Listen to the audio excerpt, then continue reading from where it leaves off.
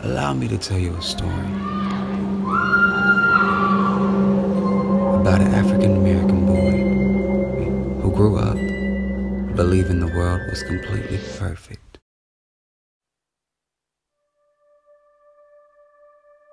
People carry many things: clothes, bags, books, jewelry. It is said that the things you carry tell a story about you. They can tell stories illustrating your past, your present, and your future. I'm going to share with you this thing I carry. This thing I carry is something I've never been able to put down.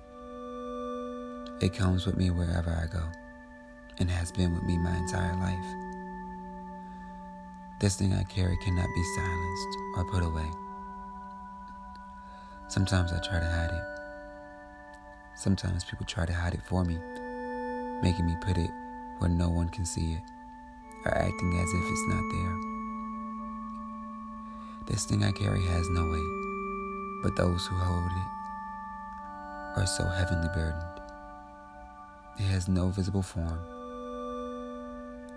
though it is like you're carrying a mountain on your back, a mountain unbearable to move, but at the same time able to be lifted. Lifting it takes tremendous strength, and once lifted, just a feather can bring it right back down. This thing I carry is not uncommon. There are many who hold it just like me. For some it's a lighter load, but for all it's a constant battle. This thing I carry is not new. It is timeless.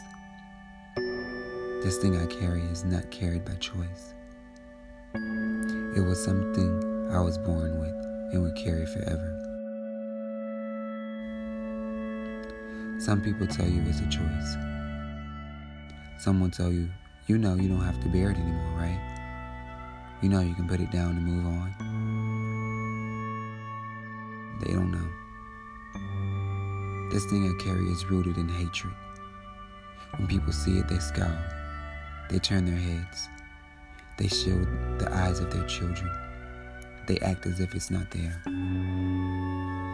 This thing I carry is shamed upon. I used to be embarrassed, afraid even, of its presence. It being around my neck like a choker. But I now wear this choker with not shame, but with esteemed merit, the noble prize of my soul. This thing I carry does not define me or anyone else who carries it, because this thing I carry is a form of love. Love is the universal language that the entire world speaks, but this love is a different love that many shall never know. It is a love in which its shape shall never be broken. This thing I carry I am proud of. If one told me they could hold it for me to lighten my load, I would decline, for it is a part of who I am. This thing I carry is beautiful. This thing I carry is extraordinary. This thing I carry should hold no burden. This thing I carry is my sexuality.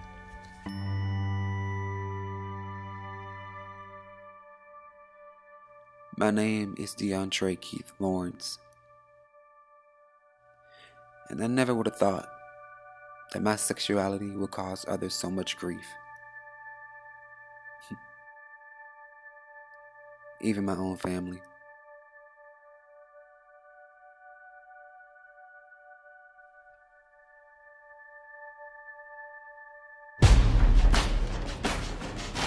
Growing up, I realized that the world was not perfect as cartoons and the movies made it seem.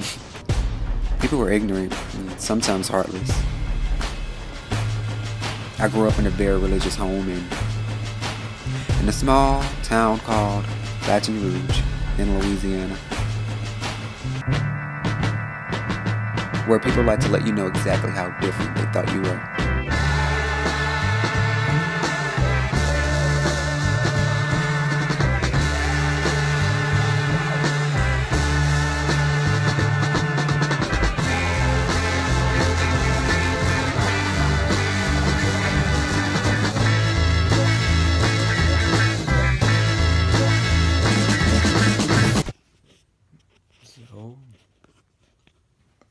fucking sitting here crying again about this stupid homophobic shit.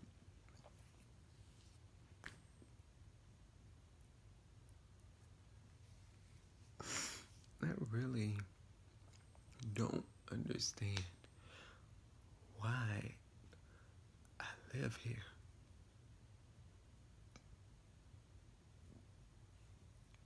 This household.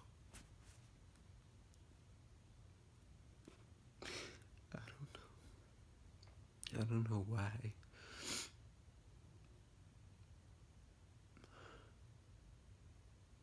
I love my mother to death, I swear I do. But y'all,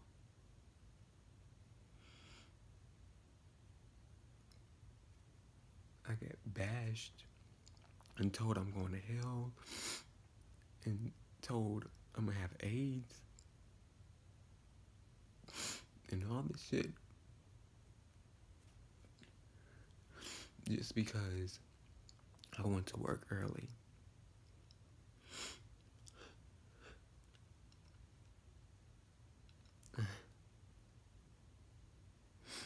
Because she thinks I'm seeing somebody.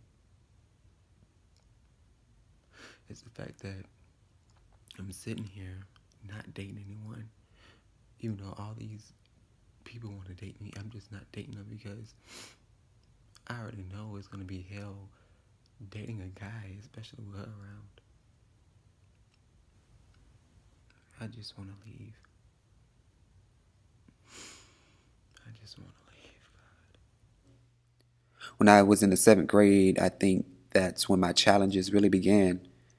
That's when I really began to find myself and know what I liked. And, you know, my dad, he had just gone through a really tough divorce. And it was very, very hard for me to cope with. It was a very toxic, marriage. And it took its toll on me as well as my stepbrother at the time. And, I'm glad to say that I was blessed enough to get out of that. And even though it was a bad situation, it was a bad household, it still molded me. It still made me the man I was today. If it wasn't for his ex-wife, I don't think I would be, who I am right now. So even though we went through that pain and that, hard time in that marriage, it still made me grow. On top of dealing with my dad's marriage, I had been getting bullied every time I went to school, no matter what school I was at. My mom always moved a lot, so I moved where she moved, and we moved to whatever school was in that district. And no matter where I went, I was always teased and bullied because I was gay. No one wanted to hang out with the gay kid. And in that moment is when I realized that the things I saw on movies were not my reality. I can remember the year 2013 being the toughest year for me. But there was one thing that always helped me escape all of the whirlwind and all of the darkness and the hatred that I went through. And it always kept me sane.